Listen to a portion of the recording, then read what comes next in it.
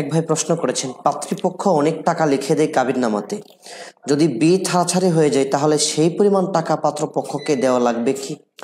ধন্যবাদ প্রিয় ভাইজান। আমরা বলি যে পাত্রীপক্ষ যতই লিখতে যায়, আপনি কেন লিখতে সায় দিলেন? আপনি যখন সাপোর্ট করে যাবেন তখন এটা দিতে হবে। হ্যাঁ, কারণ সায় দিলেই দিতে হয়।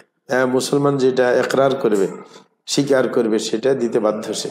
ঠিক আছে, সুতরাং আপনি কেন সায় দিলেন? আপনি কেন এখানে সিগনেচার করলেন? হ্যাঁ, আপনার সামনেই তো লেখাপড়া হচ্ছে। মানে যে পাত্রপক্ষ যে থাকে না, এমনকি যিনি বিবাহ করছেন পাত্রের উপস্থিতিতে সাধারণত আপনার কাবিনগুলো লেখা হয়, মানে সে রেজিস্ট্রি বুকে লেখা হয়। তা আপনি কোথায় গেলেন? আপনি তো সামনে দেখতে পাচ্ছেন। আমি নিজে বিয়ে পড়ালাম কিছুদিন আগে, এই যে মাত্র 2 সপ্তাহ হইলো। আমার সামনে মানে শ্বশুর বলতেছে 4.5 লাখ টাকা, মানে মোহরানা।